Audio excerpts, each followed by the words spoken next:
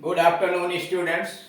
इस वीडियो के माध्यम से हम लोग उद्देश्य सूचक वाक्यों का ट्रांसलेशन हिंदी से अंग्रेजी में कैसे करते हैं उसके विषय में जानकारी प्राप्त करेंगे। यानी ऐसे वाक्य जिनके माध्यम से यह भाव झलकता है, यह बोध होता है कि किस उद्देश्य के लिए वह कार्य हुआ है। जैसे मान लीजिए कहना कि वह पुस्तक खरीदने के लिए बाजार गया, ही वेंट टू मार्केट। अब किस उद्देश्य से गया? पुस्तक खरीदने के लिए, टू बाई ए बुक।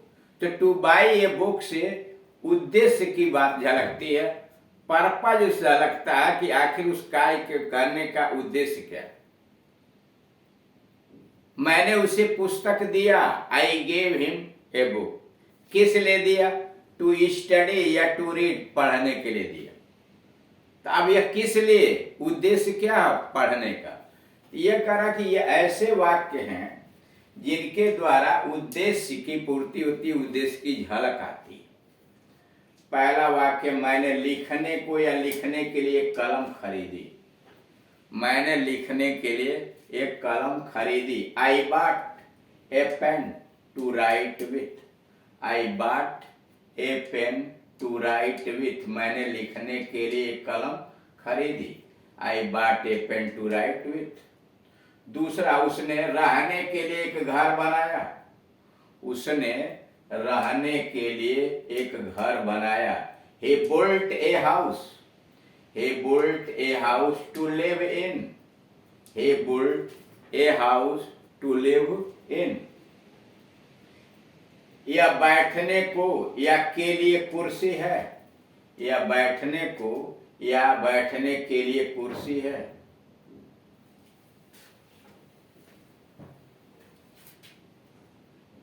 यहाँ या बैठने के लिए या बैठने को एक कुर्सी है। There is here a chair to sit on. There is here a chair to sit on. बैठने के लिए यहाँ कुर्सी है। यहाँ लिखने को या लिखने के लिए रोशनाई नहीं है, निगेटिव सेंटेंस में। यहाँ लिखने के लिए रोशनाई नहीं है। There is here no ink to write in. रोशनाई में लिखा जाता, से नहीं। There is here no ink to write in. यहाँ लिखने को या लिखने के लिए कागज नहीं है। यहाँ लिखने को या लिखने के लिए कागज नहीं है। There is here no paper. There is here no paper to write on. या सीधे there is no paper to write on.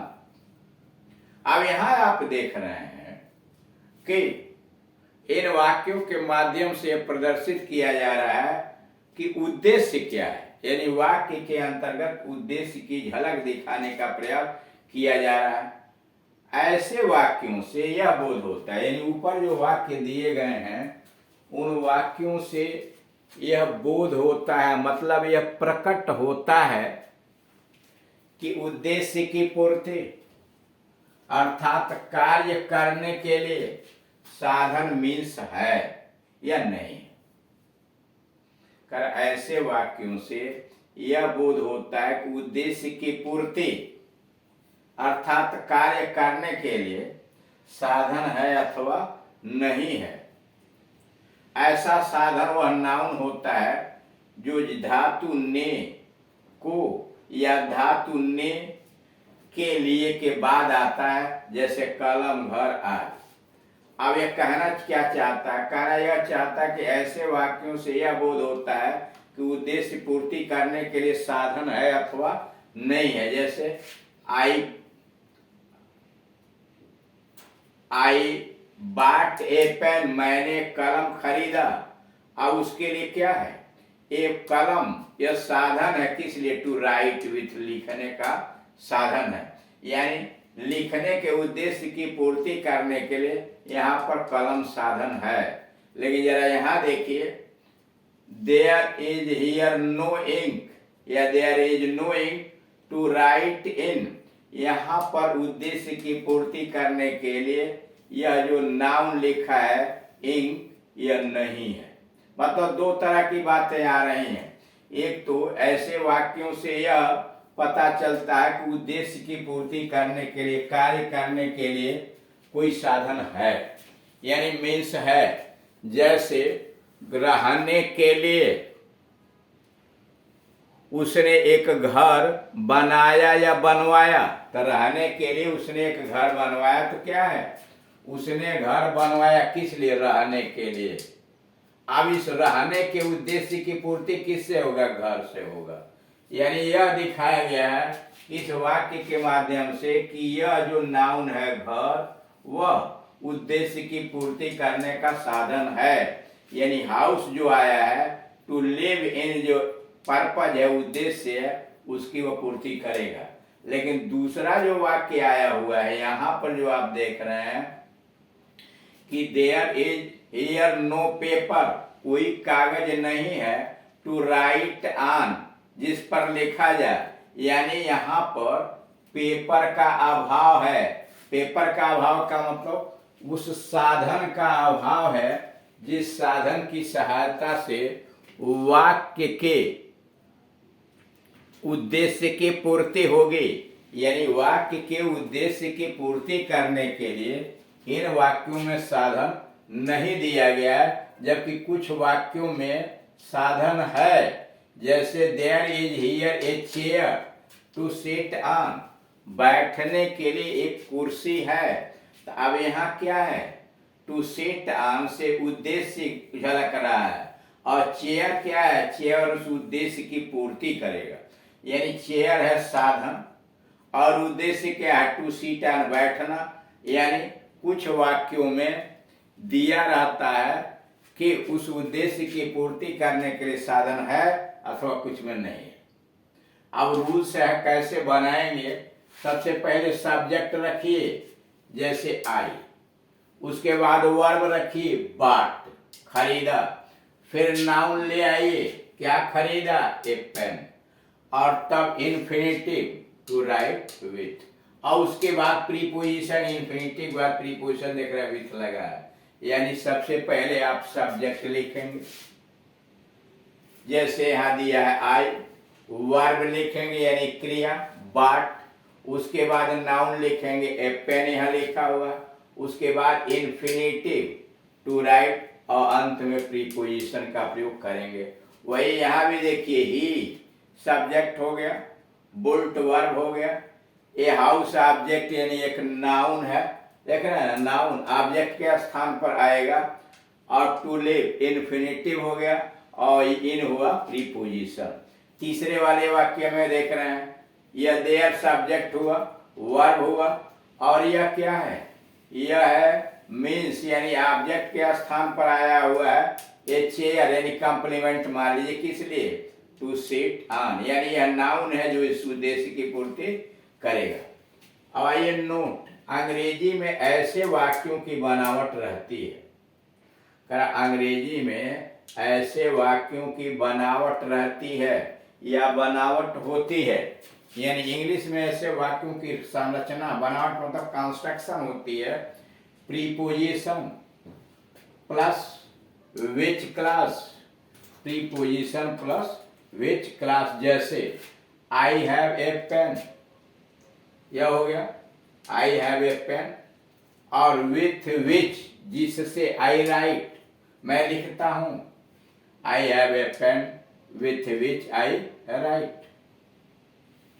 दूसरा दिया, he has a house in which he lives, he has a house in which he lives, उसके पास घर है जिसमें वह रहता है, he has a house in which he lives. यानी इसमें देखिए, आई हैव ए पेन, कलम है, विथ विच, जिसकी सहायता से आई राइट, और दूसरा जो दिया है, he has a house in which he lives, उसके पास घर है जिसमें वह रहता है। ऐसे वाक्यों से विच प्लस सब्जेक्ट लुप हो जाता है। यानी पूरा वाक्य तो यह रहा, लेकिन ऐसे वाक्यों से विच धन करता यानी सब्जेक्ट लुप हो जाता है, गायब हो जाता है, वर्ब बदल जाता है प्रीपोजिशन में, यानी क्रिया बदल जाती है प्रीपोजिशन में, वर्ब बदल जाता है प्रीपोजिशन में, और प्रीपोजिशन चला जाता है वाक्य के अंत में। ध्यान दीजिएगा, ऐसे वाक्यों से विच प्लस सब्जेक्ट गायब हो जाता है। जैसे I have a pen, with which हटा दिया यहां से, विच और सब्जेक्ट यानी यह और यह, आई और विच गायब हो गया, विच और सब्जेक्ट का लुप्त हो गया, वर्ब बदल जाता है, यानी यह जो देख रहे हैं ना राइट, यह क्रिया बदल जाती है प्रीपोजिशन में, और प्रीपोजिशन चला जाता है सॉरी इन्फिनिटिव में, वर्ब बदल जाता है इन्फिनिटिव में,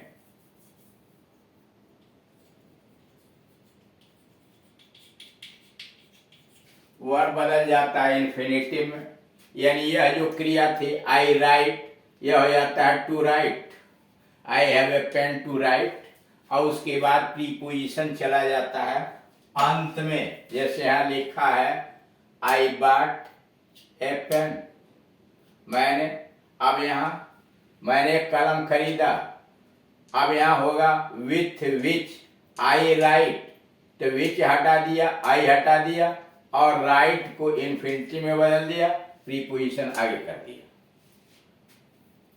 जैसे I have a pen with which I write, वाक्य के अंत में अर्थात इन्फिनिटिव टू वर्ब के बाद, जैसे I have a pen with which I write, मेरे पास एक कलम है जिससे मैं लिखता हूं।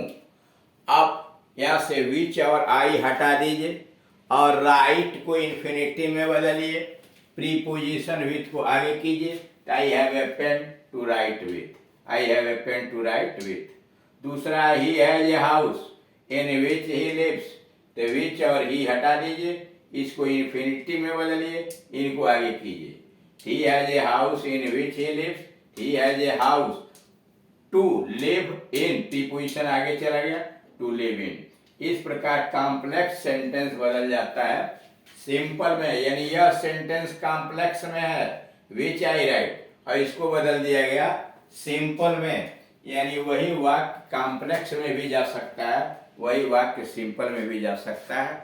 और इस प्रकार से देख रहे हैं उद्देश्य वाले वाक्यों का ट्रांसलेशन किस किया जाता है। Thank you.